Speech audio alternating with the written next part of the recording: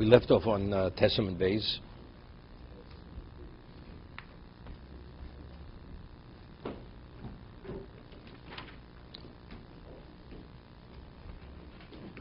The Gemara had quoted a brisa. Testament Bays, that we're equating gitihng02032016wednesday. It said three things we equate A to B. Molech umevi.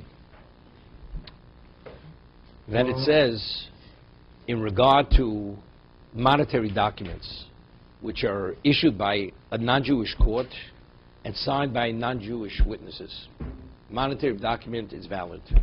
But in regard to gitihng avodim, it's not a valid document. The slave is not emancipated, and the woman is not divorced. Right? Or secular get. The government gives a civil divorce. It means nothing. But a monetary document, a loan document, whatever it may be, a monetary document, it has value. That's one of the three we're saying? We're saying the three that it's not valid. We're equating get gitihng avodim. That if it's a get is issued by the court, or a writ of emancipation issued by the court, it's nothing. So they're on par. Right. So they are the same. They're the same. But I'm speaking. But what about regarding an ordinary monetary document? Right, is valid. Although the court that issued it is a non-Jewish court, and the witnesses that signed are not Jews, doesn't make a difference. If it's issued by the court, it has value. Let's say I want to do Rashi.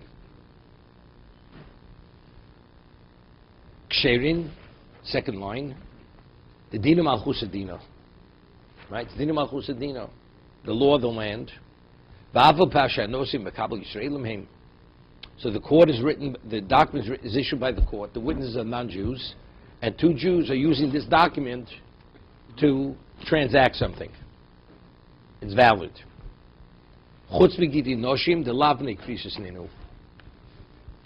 reason why it doesn't, why is it ineffective regarding divorce? Because the whole concept of krisus, that they're able to give gitihng, to terminate marriages through a document, they have no relevance to this. The concept of marriage and divorce has no relevance to the goy. Wait 1 second. No, 1 second.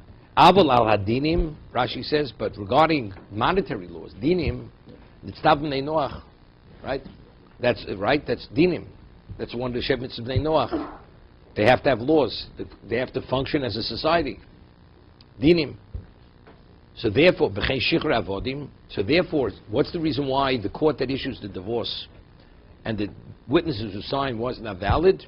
Because there is no relevance to dina malchus dina, because they have no relevance to gitihng and kedushin. They're not b'toras krisus and they're not b'toras kedushin.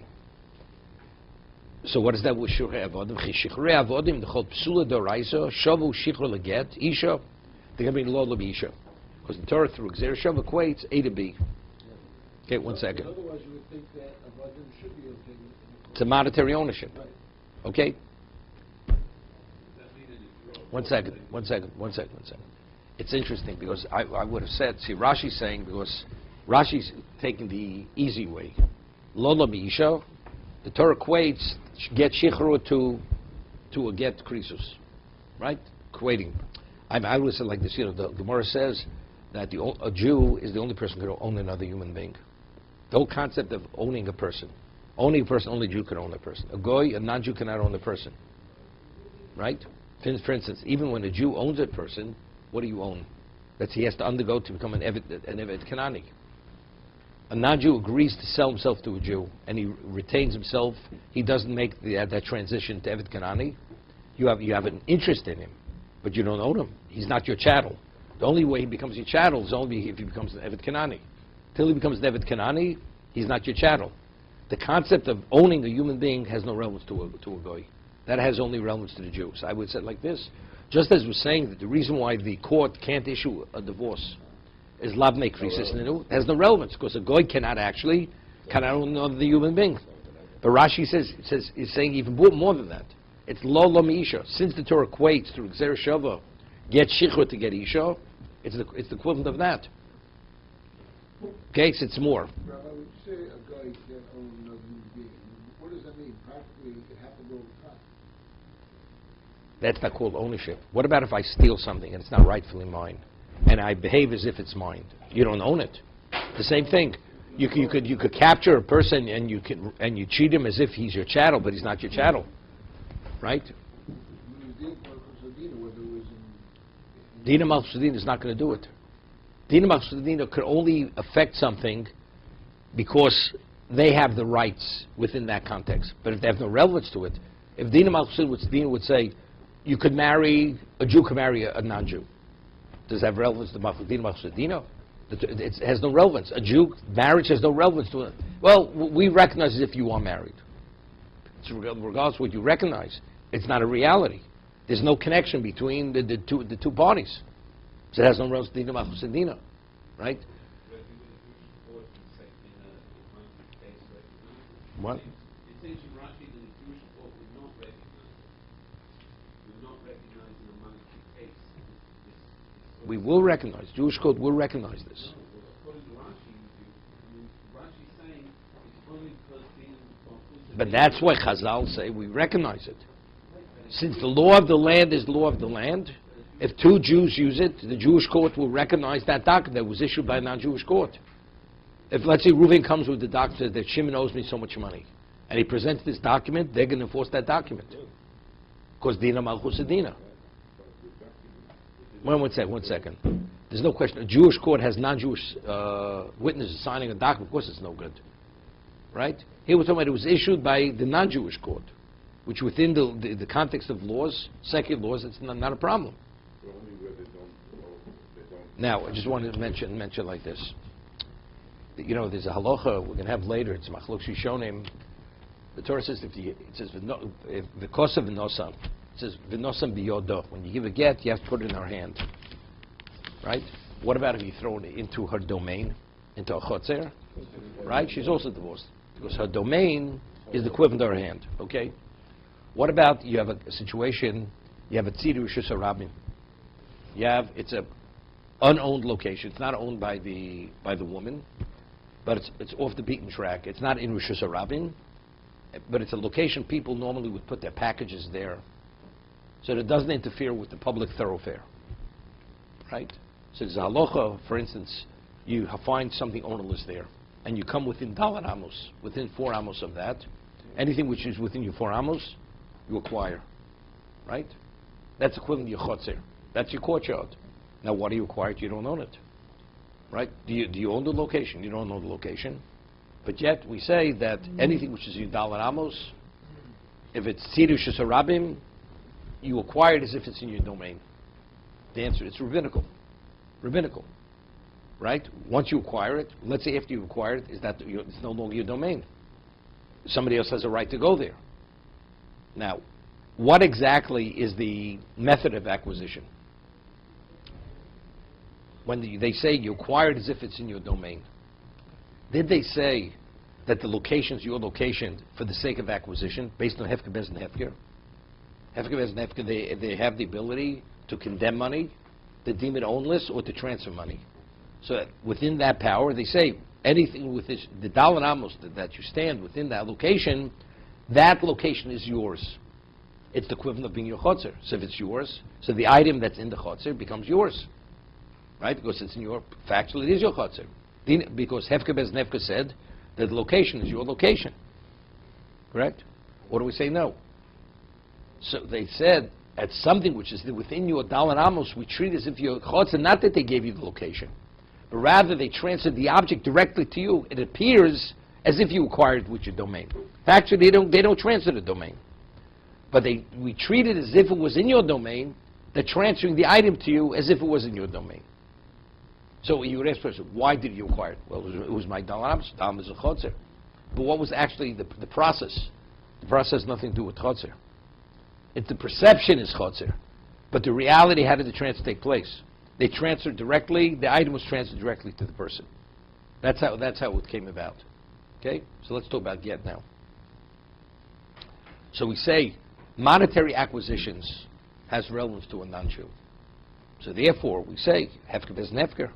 Since the Jew has the same relevance to acquisition on a monetary level as the Jew, right? So therefore we say, Hefker Bez Nefker.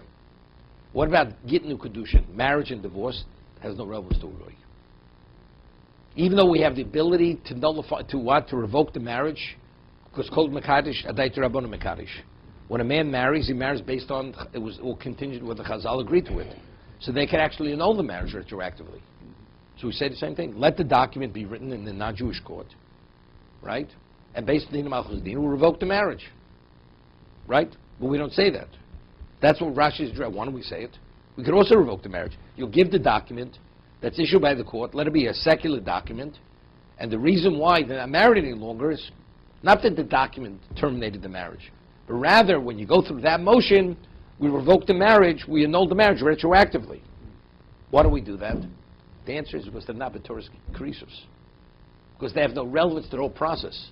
We'll only do things where the perception is it's working as you believe it's working, but we're using another mechanism to bring about the same result. But that's only when they have relevance to that process. But krisos, gittin, they have no relevance to that process. So you can't create fabricate this process, because the process cannot ever be perceived as reality, because a goy has no relevance to krisos. You understand what I'm saying? So that's what Rashi is saying.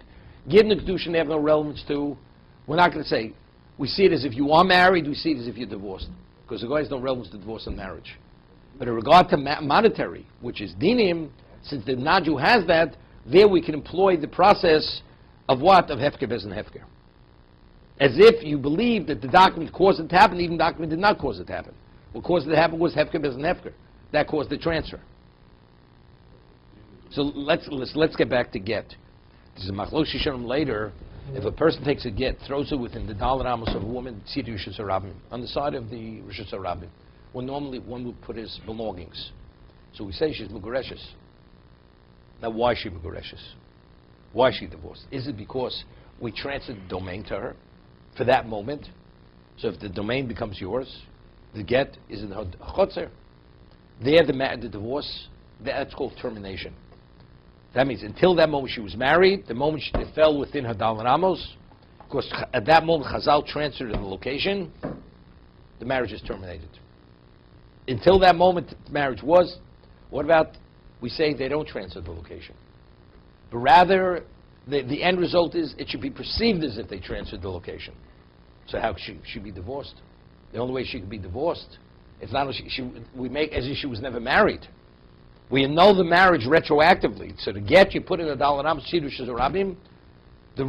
She's not, in reality, she's not being divorced. The marriage is not being terminated. It's being annulled. Except the perception is, you gave the document, you believe the document is what terminated the marriage. No. The document activated the process of annulment. But the perception is, she was married until this moment, and now she's divorced. So could she marry a Kohen? She cannot marry a Kohen. Why would it annul it? Why would you perceive it as being annulled and not that megureshes? Because if they didn't give you the domain, if Chazal, because it becomes complicated. One moment the domain is yours, next moment it's not yours. So it's not yours. It's not yours. So it's not. So how is she divorced? The get never landed and never landed in her domain. You need the yodo. Domain is yodo.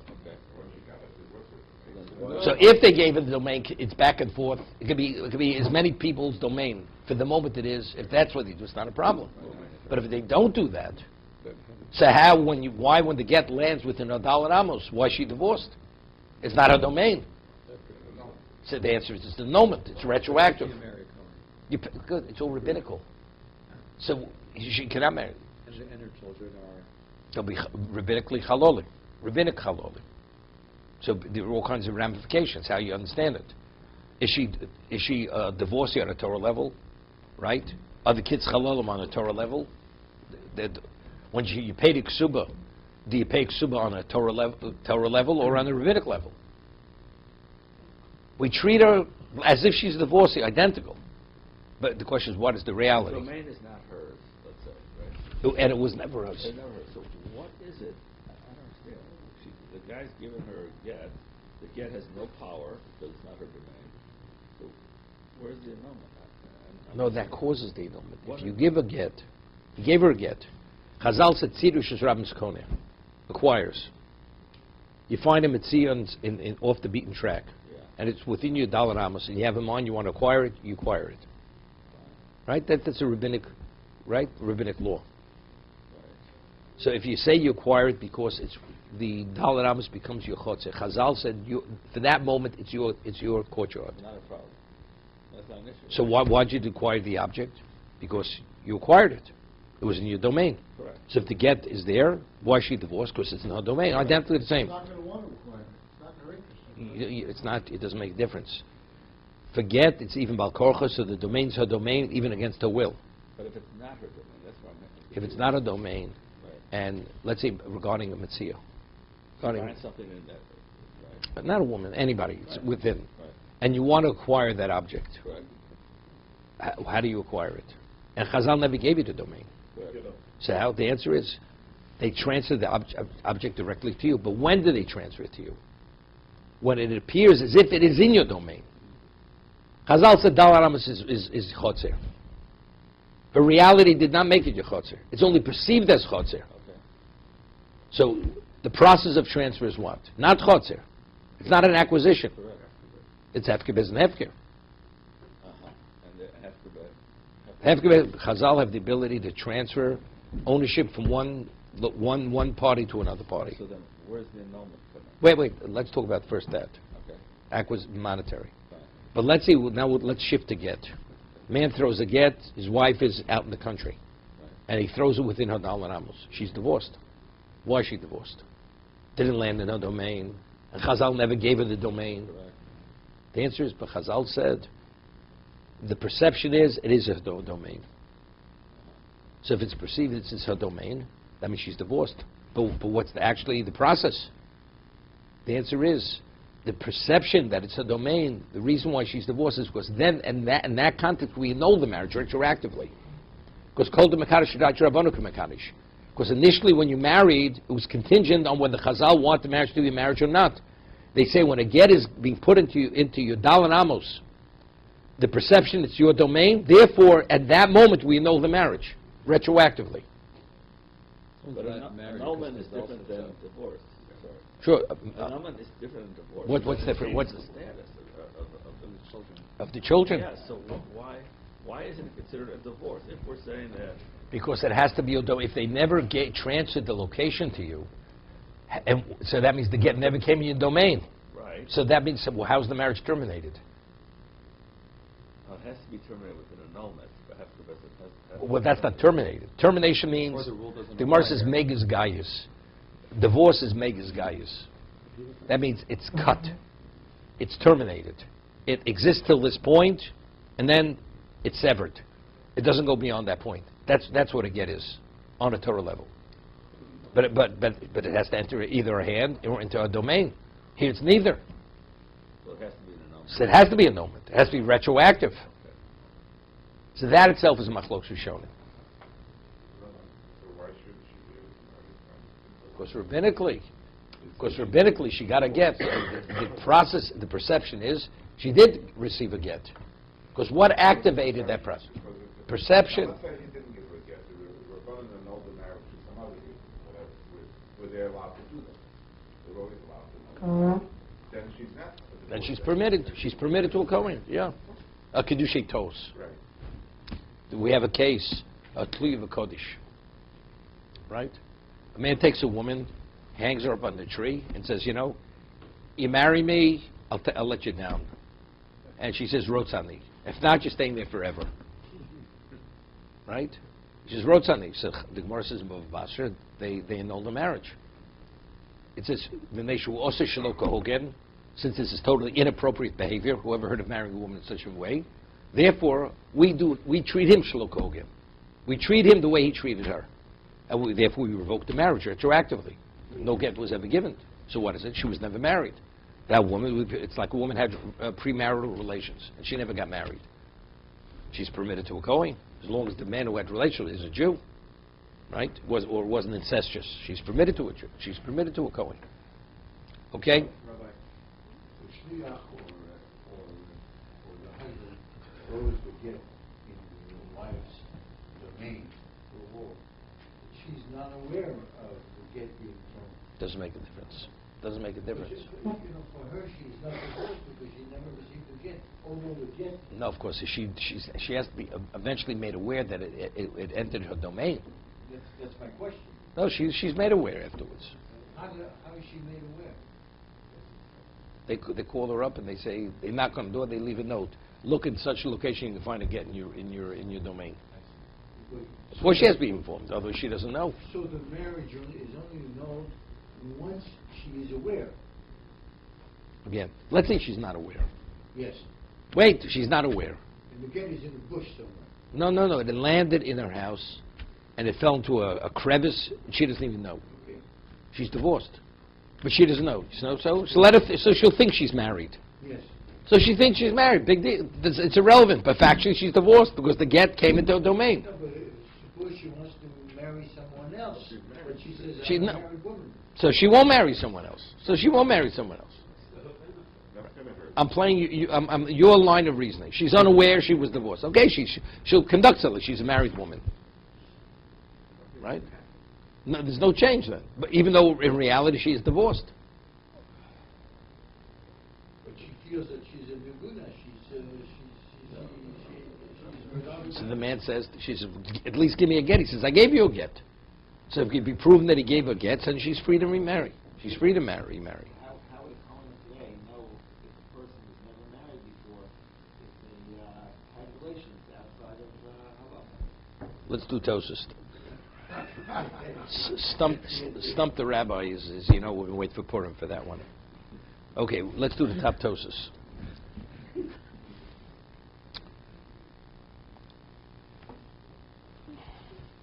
It's interesting, the halacha, the Gemara tells us in Bava Metzia, we say, Ein shlichus la'akum.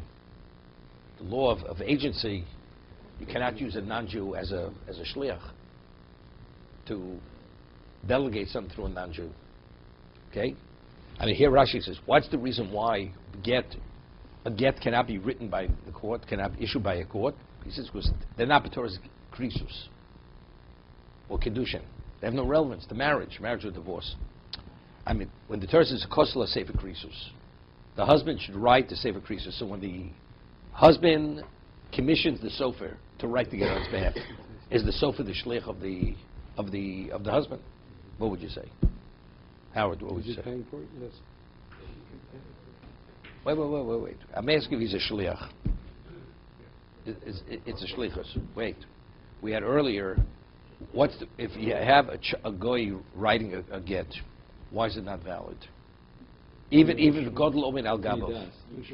Wait. Even if somebody is instructing him, because a goy has his own state of mind. He has his own ideas. Say more basic. The reason why he can't write the get is because he has to be a shliach. And since a non-Jew cannot be the shliach of a Jew, that's the reason why he's not able to write a get. What do we have to say? Because because he has his own mind, his own ideas, he's not qualified because it has to be the husband. And the only way the sofer can be the husband is if he's a shliach. And since ain't shliach sla'akum, so the sofer cannot, so if he's not non-Jew, he can't write the get. Regardless of what he has in mind and instruct him. That's all situation. So therefore, Tosas early brings our proof from there that the halach is, it's not a shlichus. It's not shlichus. So what is it? He just has to have permission. The husband, he has to be permitted by the husband to write the get. No, irrelevant. Whatever he is, he's doing. But you cannot write a get unless the husband consents. The husband has to consent. The get has to be written on his behalf. Otherwise, you can't. It sounds like a very nuanced explanation. If the husband has to write the get, someone's writing it for him, I don't see why it's not a shaliach. On what basis is it not? Because the proof is from the Gemara, because the Gemara says the only reason why a non-Jew is not qualified is because you need lishma. I understand the proof. I don't understand the logic. Gemara says what? So you're not qualified. The reason why a non-Jew is not qualified to write a get is because you need lishma, and so even if you have godel omen al gabov, even if you have an adult instructing him, he does not listen to the instruction of the adult instructing him. He has a mind of his own. Doesn't pay attention. And if he does pay attention, if the husband has to write the get, and the only way the sofik is the husband is based on the principle of shlichus, and a non-Jew cannot be the shlich of a Jew. So that's the end of the story. What do we have to come on to this new understanding why the get's not valid? Because he has his mind of his own. Even if he follows instruction exactly to the T, it's not valid because he's not. The husband didn't write the get. So the boy building chutzah for you. No chutzah. What is It's chutzah? like a fence, a protective fence. But the guy is building. That's not a problem. That's not a problem. That wouldn't be. See, that would be similar. That would be the answer, right? That would be similar. The kosav law. I'll give you an example. I mean, you have many cases. There's a machlokas aposkim is milo. It says the father has an obligation to circumcise his child. Could you delegate milo? Could you make a shlich to be demoil? It's a machlokas aposkim. Is it mitzvah shebegufo or is it not mitzvah shebegufo? Is it only the father himself? It cannot be delegated. Or do we say, no, it could be delegated. It has relevance to shlichus. Okay? But what's the argument? They bring proofs from elsewhere. She said, but how did Chazal know that's what the Torah is saying? Say, that's Torah Shabbat Peh. All we could do, we're not saying with the rationale why, yes, not, but we can bring proofs from other locations how Chazal explain that this indicates that shlichus can apply or cannot apply. Because it's mitzvah b'gufo. Because it's a mitzvah which pertains only to the person himself is able to do it. Similar here. The Torah says kosav. So it seems to be the husband has to write it. So if he has to write it, that means the person writing it on his behalf is a shliach. But we have a problem. So what do we need this new reason why a non-Jew is not qualified? Say simple, he's not a shliach. But the Gemara doesn't say that reason. So from what the Gemara says, that tells me that writing a get, that it just has to be authorized. But how did Chazal? That's Torah Shabbat Peh. I mean, that's Torah Shabbat Peh. We're not coming to explain why. This is the difference. We're just saying what is the Torah saying, and we see from the Gemara that is what the Torah is saying. You understand what I'm saying? No. What's the? What?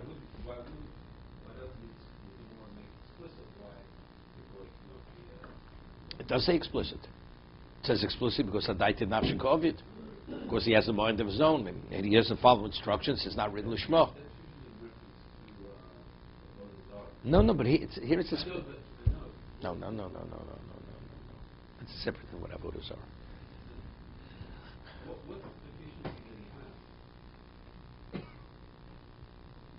He doesn't listen. He doesn't pay attention. No, he's not. He can't because he doesn't write it l'shmo. That's what the Gemara says. But say more basic. Say more basic. He cannot be a shliach of the husband. Torah says the husband must write it. So the only way the husband writes it is himself or through a shliach. But if the guy can't be a shliach, that's the reason why the guy can't write it. That's why he's not qualified. But the Gemara doesn't say that. So, because the Gemara understood that when Torah says a kosav, the husband, doesn't mean he has to write it. He has to just authorize it. Authorization is sufficient. It's not a shlichus to halacha. I'll give you an example. I'll give you an example.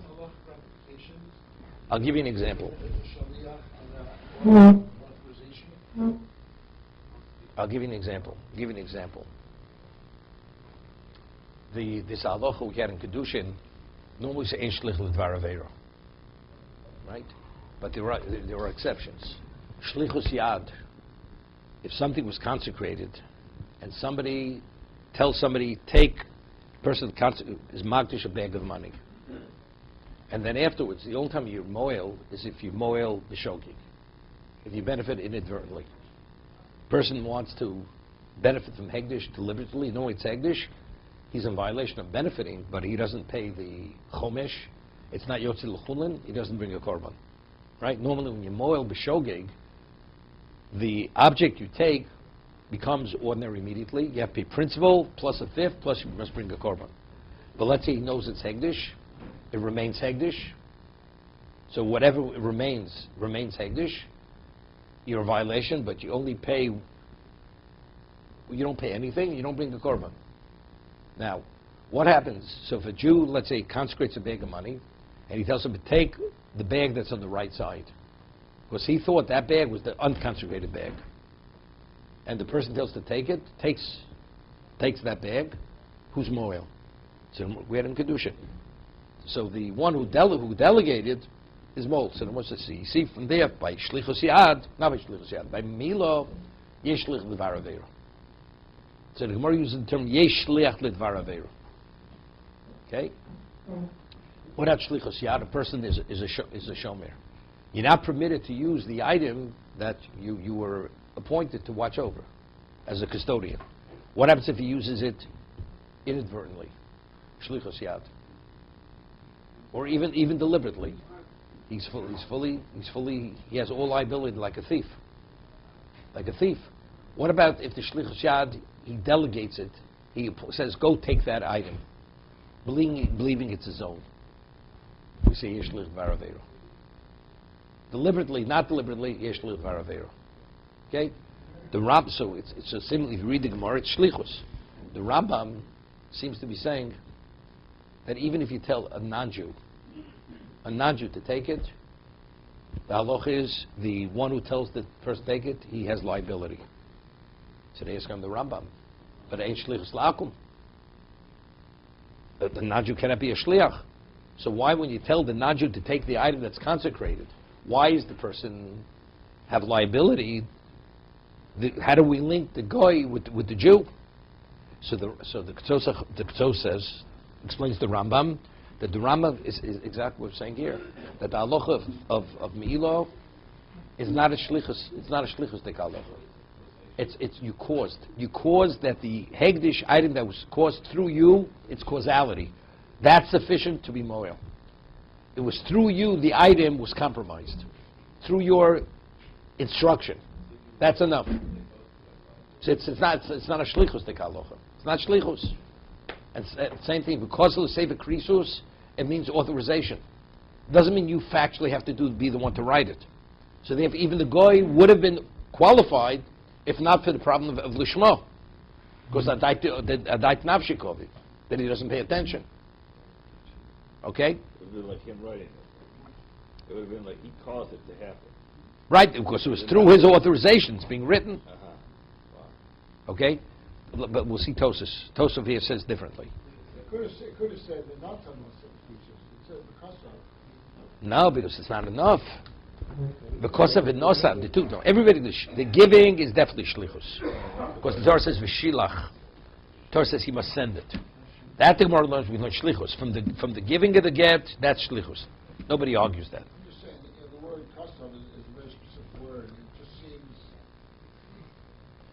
It says v'kosav v'nosam. Normally we learn when it says something like that. That's what it means. He must write it. He must write it. And if he doesn't write it, then it's not shliach. It's just. But even though the Torah writes v'shilcha within the context of giving the get, right? Not within the writing of the get. Right? I mean, the Torah should have somehow. Okay, let's see Tosas. Tosas here says differently than we're saying. Api shechosmen of the kochom shem chutz migidyoshi. Omri, the chosmem of the kochovim, if the witnesses on these monetary documents are what? Are non-Jews. Yesh livsol. Api shekos v'Yisrael. Lavnei krisis ninu. Right? Even if, let's say a Jew writes the get and the goy signs on the get. It cannot be valid because lavnei krisis ninu. They have no relevance, even though we have an Anand Sadi. Anand Sadi, if they sign in court, they're not going to lie. It's irrelevant. Can Amil come on vote? B'inam l'shmo. It has to be written l'shmo. Vote the kochovim. Adaited nafshi kovid. Can Amrinam so perk base. More quotes more later. A non-Jew, he has his own ideas. He doesn't follow instruction. V'od. What? No, I understand. V'od the lavnei krisus, the lavnei shlichus ninu. Yeah. Another reason why the goy cannot write the get or sign on the get, because lavnei shlichus ninu. The ain't shlichus lov gechovim. Now let's stop for a moment. So Tosas himself is learning. When the Gemara uses that reason, it's one of the reasons why. There's a more basic reason. We don't have to say shlichus. He has no relevance to write a get. You need lishma, right? Because even when you have shlichus, if the man doesn't write lishma, it's not valid. So, it's a dochik. But Tosas is giving. We're offering multiple reasons why the guy is not qualified. Lishmo adagavshke. In addition, lav nishlichus ninu. I understand. Binin she'omar l'sof lichtov le'edim chasomu, mashter bo shlichus, ve'od psulin le'edus. In addition, the apostle le'edus, va'afilu remeir lo hava boy le'misul eved le'edus. What about Remeir holds that an eved is actually is qualified to be an aid? Mishum dechsiv shek ona ba'ochiv. The Eved Ochiv who b'mitzvahs, a slave, Eved Kanani is Ochiv b'mitzvahs. He's obligated mitzvahs kisha. Wait. He's talking about Eved. So if an Eved would sign on a get, if he would sign on a monetary document, it would be valid. Without Hefker, as Nefker. What about if he signed on a get? It would not be valid. Because it's Lav Nekrisus. It has nothing, right? Not because he's not trustworthy. He's still an Eved, though. He's an Eved. It has no relevance to marriage or divorce. But Ovid kochom dlav ochifu pshita the apostle. The came dlav in the edus ninu hayuroi afilu kol ishtoros olim berkos shelav kochom leave so min Torah. So a non-Jew when he signs on a document, even if it's an ordinary monetary document, we should invalidate it, right?